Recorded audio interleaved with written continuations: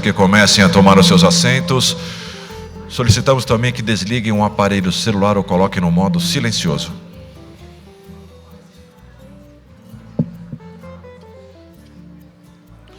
Senhoras e senhores, muito bom dia, sejam todos bem-vindos neste segundo dia da 22ª Semana de Tecnologia Metroferroviária, uma realização à Associação dos Engenheiros e Arquitetos de Metrô. Tema central: investir, avançar com eficiência. O tema que será abordado agora neste primeiro painel: sistemas metroferroviários, foco na eficiência. Para coordenar o tema, convidamos o senhor Emiliano Stanislau Afonso Neto, presidente da AEAMESP.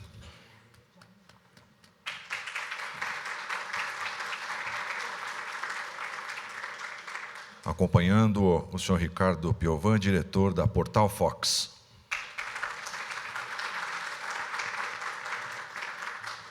O senhor Sandro Marques, professor do Senac de São Paulo, consultor de inovação e branding.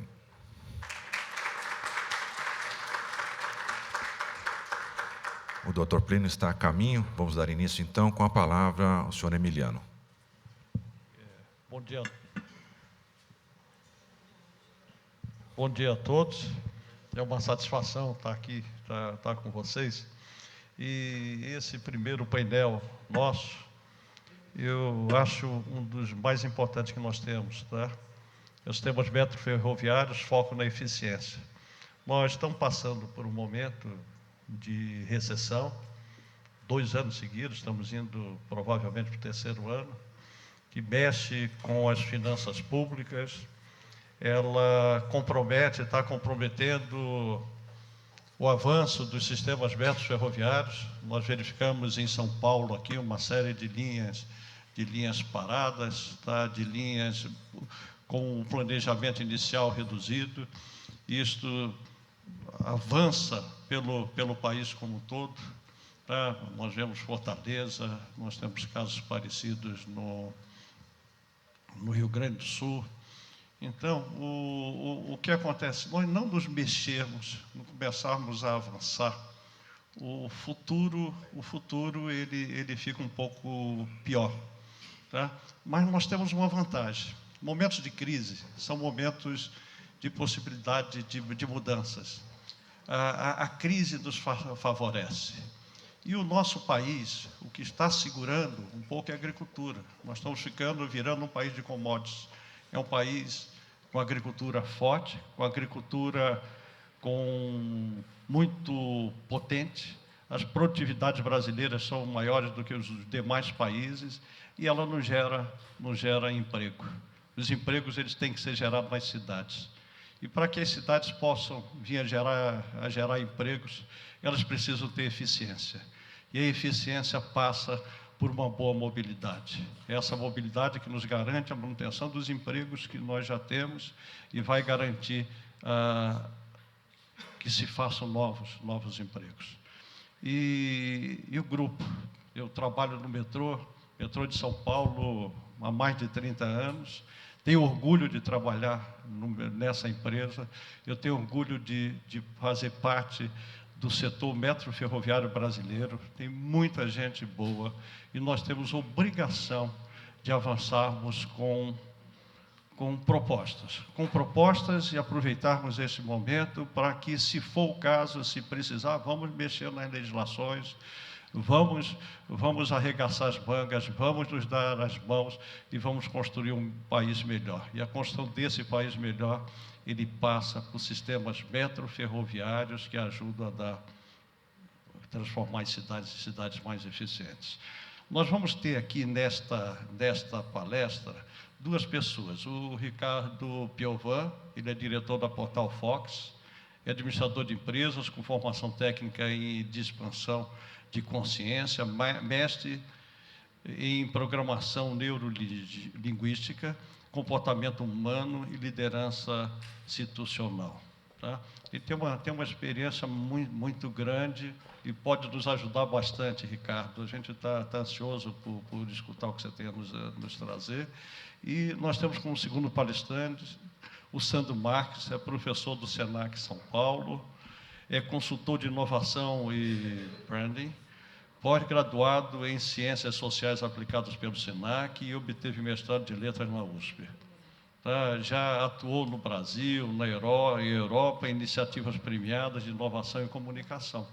Vamos ver o que ele tem para nos trazer e eu espero que nós venhamos a sair daqui motivados, para realmente trabalharmos, aproveitarmos esse momento de crise, que eu volto a dizer, é um momento de oportunidade, para que nós levemos para frente os sistemas metroferroviários no Brasil como um todo. Obrigado.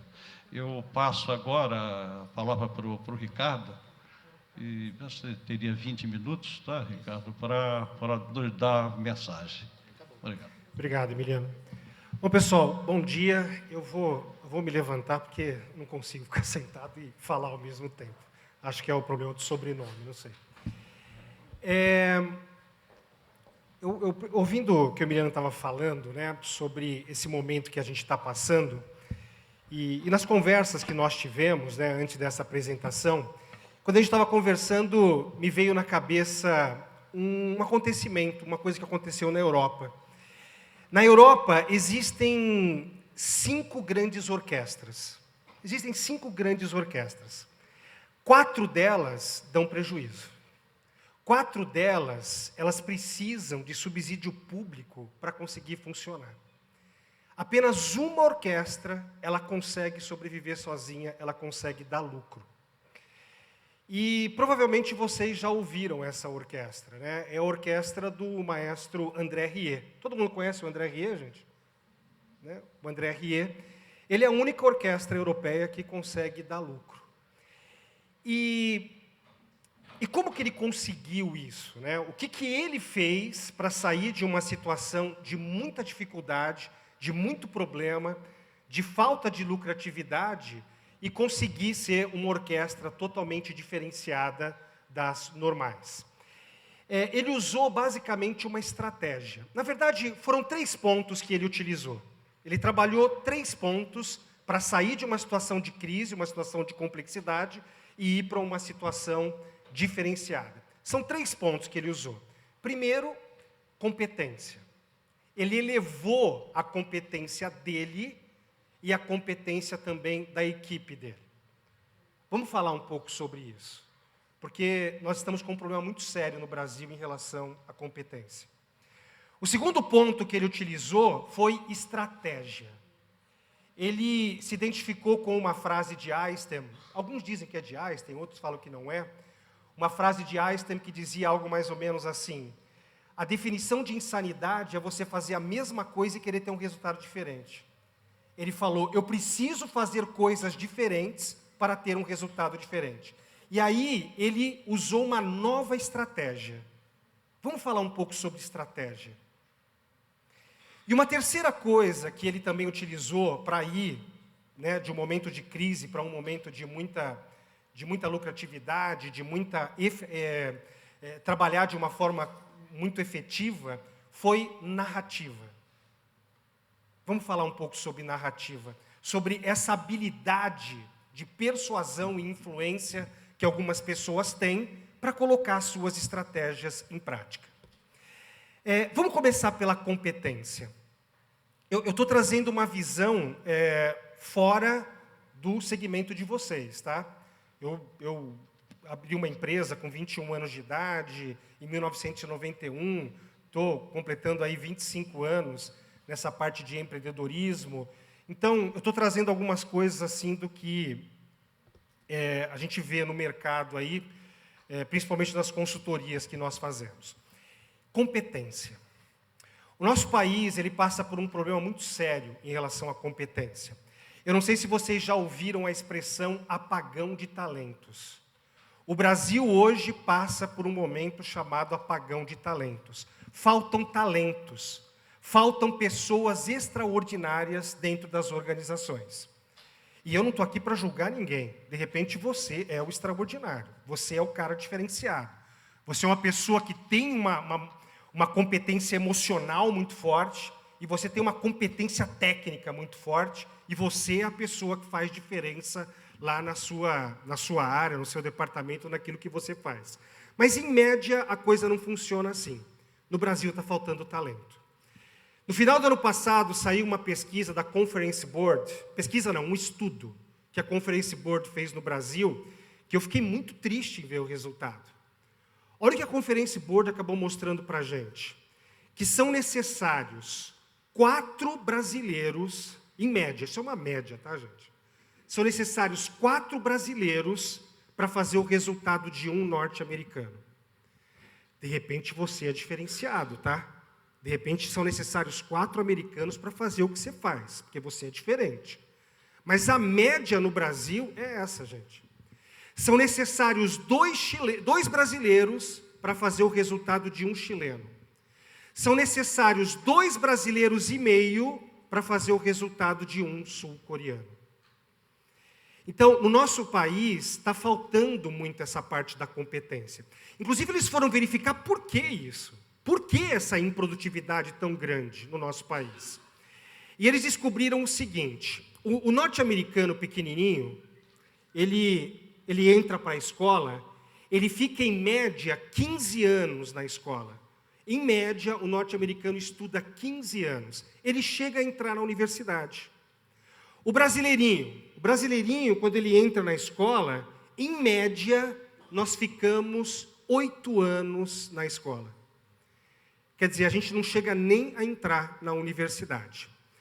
Só que aí eles foram analisar também o americano cresceu. O americano cresceu, ele já é um profissional agora. O americano profissional, ele estuda, em média, 30 horas por ano. Ele faz 30 horas de treinamentos técnicos, comportamentais, seja lá o que for. O brasileiro, em média, ele faz 4 horas de treinamento anual, né, de se reciclar. Tá? E, de novo, gente, de repente você e a sua equipe é diferenciada. Vocês estão num outro nível. Mas o que a gente observa por aí é que faltam talentos. Faltam profissionais extraordinários. Então, muitas vezes, para a gente sair dessa crise, dessa dificuldade, a gente tem que buscar conhecimento, a gente tem que buscar desenvolvimento. A gente tem que conjugar mais o verbo aprender. A palavra aprender é uma palavra muito interessante. Se você pegar a letra A tem sentido de não, né? Normal, anormal. Aprender, não prender. E, infelizmente, nós conjugamos muito pouco esse verbo aprender. Aprender coisas diferentes para ter um resultado diferente.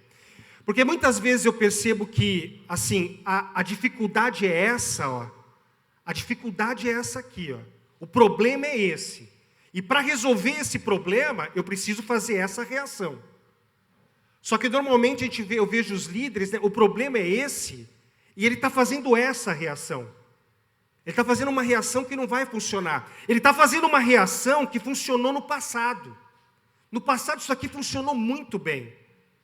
Nós criamos, nós produzimos, fizemos as coisas acontecerem. Só que hoje a demanda é diferente, a necessidade é diferente. E tem gente continuando aqui, ó. Talvez eu preciso aprender a fazer esse outro processo. Então, o André Rieu, o que ele foi fazer, gente? Ele voltou para a universidade. Ele foi fazer MBA de gestão, ele foi fazer MBA de liderança, ele foi fazer MBA em empreendedorismo, ele foi aprender a reagir de uma forma diferente os problemas que ele estava tendo. E aí, nesse conjugar do verbo aprender que ele descobriu que estratégia era uma coisa muito importante. Estratégia. E ele não podia usar a mesma estratégia que era usada antigamente, porque senão a orquestra dele ia continuar dando problema. E como é que ele definiu uma nova estratégia? Ele fez 3 coisas. Ele trabalhou 3 pontos para definir uma nova estratégia, uma nova forma de reagir aos problemas.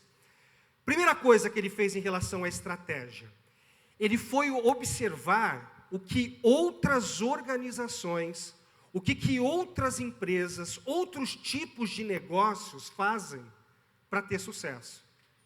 Porque se ele olhava lá o mercado de orquestra, ele não ia, o que os caras fazem não dá certo. Ele foi observar o que outros mercados faziam para ter lucratividade e produtividade nos seus negócios. e ele visitou grandes empresas brasileiras. Inclusive, engraçado que isso que ele fez não é novo, sabe, não é novo. Isso, grandes visionários, grandes empreendedores sempre fizeram isso. Eles iam observar em outros mercados o que estava sendo feito para eles adaptarem e trazerem para os negócios deles. Um grande visionário que fez isso foi o Walt Disney. Eu não sei se vocês sabem, quando o Walt Disney abriu o primeiro parque dele, lá na Califórnia, foi um fracasso. Ele abriu o parque, brinquedos extraordinários, alta tecnologia, última geração de tudo. Só que quando ele abriu e as pessoas começaram a entrar, o atendimento a cliente era péssimo. O atendimento a cliente era horrível. O atendimento a cliente era igual aos outros parques que haviam nos Estados Unidos. Eram iguais aos outros parques. E muita reclamação, problema, tal. O que o Walt Disney faz? Os dois irmãos fazem, né? O Roy e o Walt Disney. Eles fecham o parque. Eles fecham o parque por um mês. Foi chamado o Agosto Negro. Eles fecham os parques e eles foram procurar no mercado qual empresa norte-americana que melhor atendia clientes na época.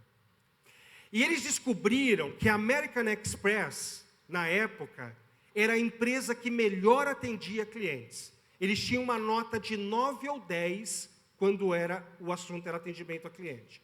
E eles passaram 20 dias dentro da American Express. O que a American Express está fazendo para os clientes gostarem tanto do atendimento? E eles aprenderam. E eles tiraram 10 pilares, 10 coisas que eles faziam. Eles adaptaram e começaram a colocar isso dentro da empresa deles. Então, uma forma, né, de a gente tirar o nosso departamento, a nossa área, a nossa empresa da crise, é talvez a gente observar o que outras organizações estão fazendo. E às vezes é necessário que seja de outras áreas. Para mim, né, o melhor palestrante, o melhor treinador do mundo é um cara chamado John Maxwell. John Maxwell, para mim, é o melhor treinador do mundo. Sabe, ele escreve um livro novo, estou eu comprando um livro novo. Ele monta um novo treinamento, eu vou lá assistir o novo treinamento dele. O John Maxwell faz 2 meses, ele mudou o corte de cabelo dele. Gente, eu mudei o meu também. Ele é a referência, eu estou brincando, ou não sei. Às vezes as coisas acontecem bem inconscientemente, né? Ele é o cara, ele é a referência. Eu não estou dizendo para você sair aí copiando as coisas, tal, não sei o quê, mas muitas vezes a definição de insanidade é fazer a mesma coisa que o resultado diferente. Deixa eu buscar coisas diferentes. É engraçado que a maioria das rodas já foram inventadas. Então, assim, deixa eu descobrir isso, adaptar e trazer para dentro da minha organização. E muitas vezes a gente acaba não observando isso. Uma outra coisa em relação à estratégia, né, para você mudar a estratégia, mudar a forma de fazer, eu falei, a primeira é olhar para fora, mas é você olhar para dentro também. Eu não sei se vocês concordam, tudo bem, senhor Pedro? Tudo bom com o senhor? Eu não sei se vocês concordam comigo, mas quanto mais alto a gente sobe no organograma da empresa, mais longe a gente fica do cliente, do bem maior. Quanto mais alto a gente sobe, mais longe a gente fica. Então é muito importante também olhar para dentro. De repente eu ter reuniões, ter conversas com os meus liderados, que de repente eles podem ter soluções. Porque eles estão ali no dia a dia, na operação. Obviamente que depende do primeiro fator, que é aquela parte da competência, mas muitos deles são competentes. Então, além de olhar para fora, né, a gente também olhar para dentro. Muitas vezes a solução está ali dentro e a gente não está observando isso. E uma terceira coisa em relação à estratégia, que foi assim o ponto principal da mudança de André Rieu. André Rieu, ele estudou um livro chamado A Estratégia do Oceano Azul.